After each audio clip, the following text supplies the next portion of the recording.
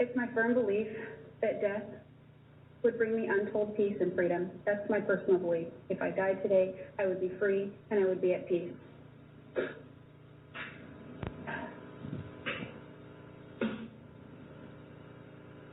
For years, that's exactly what I wanted. But I had to fight for my life just like I did on June 4th, 2008, because I realized how selfish it would be for me to escape accountability for this mess that I've created. I would have testified to this in the 2014 trial. I do remember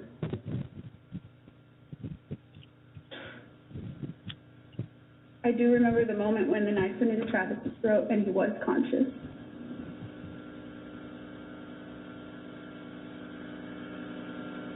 He was still trying to attack me.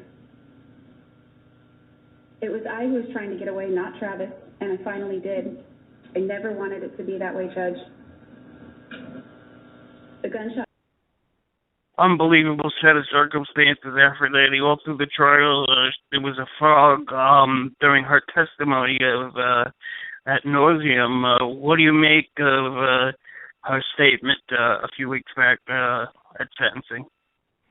Well, again, this is another self-serving moment for Jodi Arias. Everything we've seen from this woman from the jump, you know, she was going all over the Inside Editions and whatever shows she could to promote herself as being innocent and to talk about how she was going to get out of this and she wasn't going to be put in prison, and she had a whole attitude about herself. Then it became a theory, you know, where in a trial that she didn't remember and she blacked out, but then she did remember, you know, and she, you know, then there were all these elements where you knew she plotted it because she changed the license plate and she did this and that. And I mean, this woman, and then she wanted the death penalty until she was actually facing the death penalty. Then when it became real for her, now all of a sudden she wants to be accountable for her, quote, mess that she made, but yet in the same other side of her mouth, she's saying it wasn't her mess, it was Travis's mess because she was running for her life. But, I mean, the whole thing is just, it's sickening to me that this woman even has a platform. I hope this is the last we hear of her on every level. I hope she rots in prison and shrivels up like a prune, and that she's never heard from again. I don't believe a word that comes out of her lying, conniving mouth. I think that she is a monster of the first degree, and that anything and everything she's done prior to the murder, during the murder, after the murder, all through her trial and her sentencing hearings has been to satisfy her own twisted needs, whatever they may be, and by any means necessary. And this is who we have seen.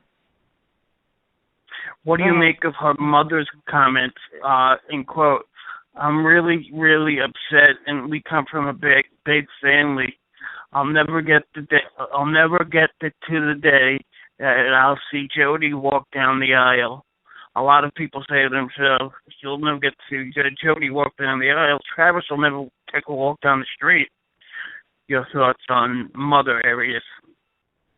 My thoughts are that the apple doesn't fall far from the tree. And for this woman to come out and say this, knowing the facts of what actually happened to Travis Alexander, knowing that this man was slaughtered in the most vulnerable of places, your own shower when you're nude, is for her to even remotely complain about what her life and what she isn't going to see with her daughter, when her daughter will be alive and in a prison and will have visitations and have libraries and have, you know, gym time and televisions and everything else that prisoners enjoy while in prison walls.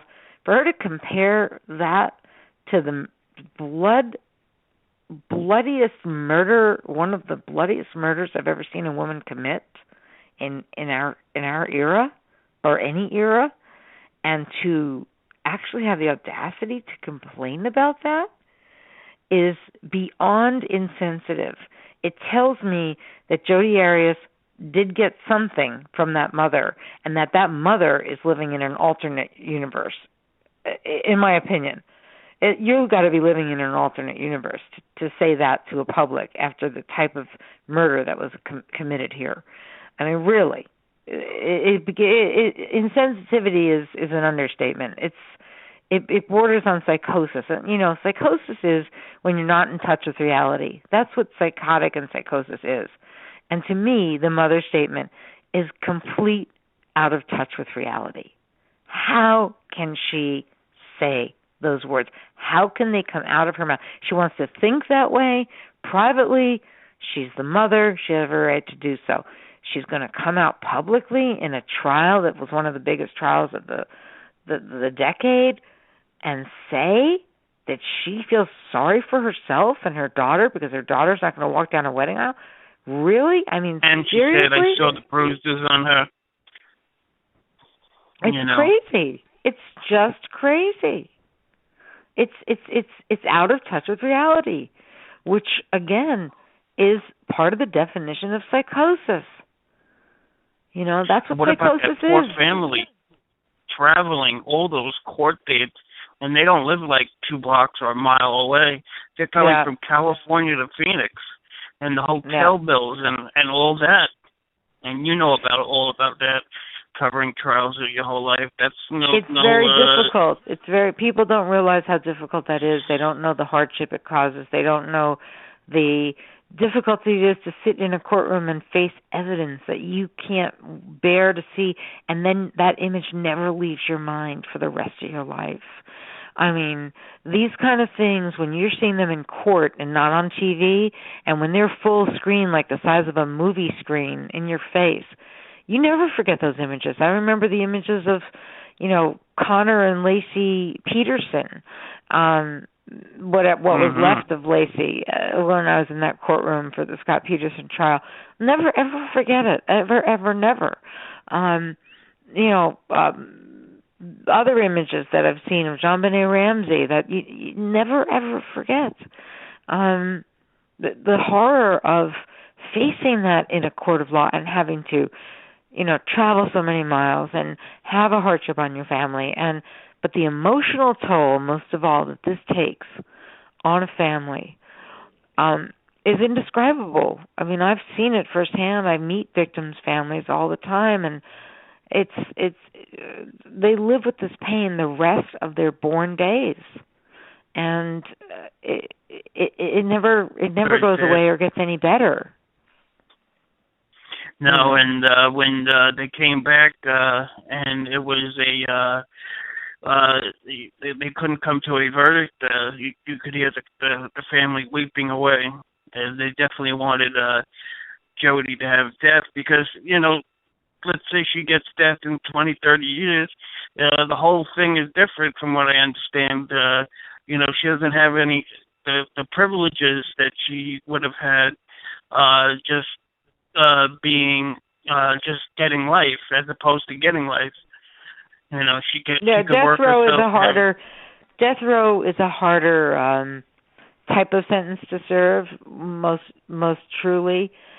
However, let's be clear. I've been into the supermax prisons in the United States, and I have been to where the worst of the worst are.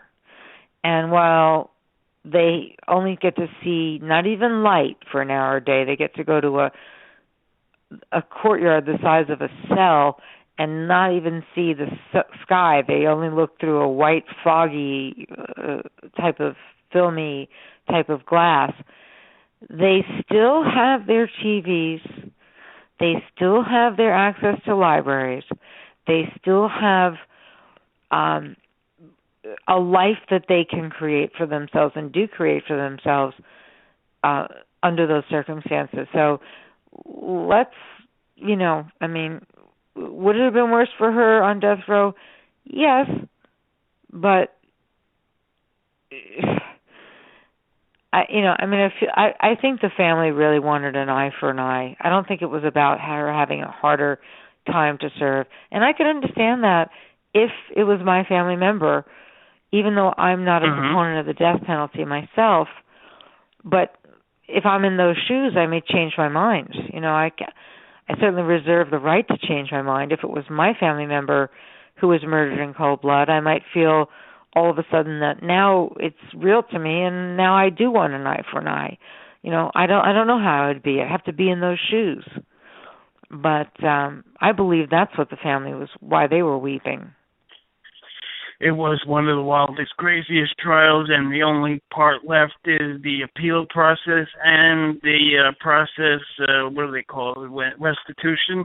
And I think Juan Martinez is a part of that. I wanted to get your take on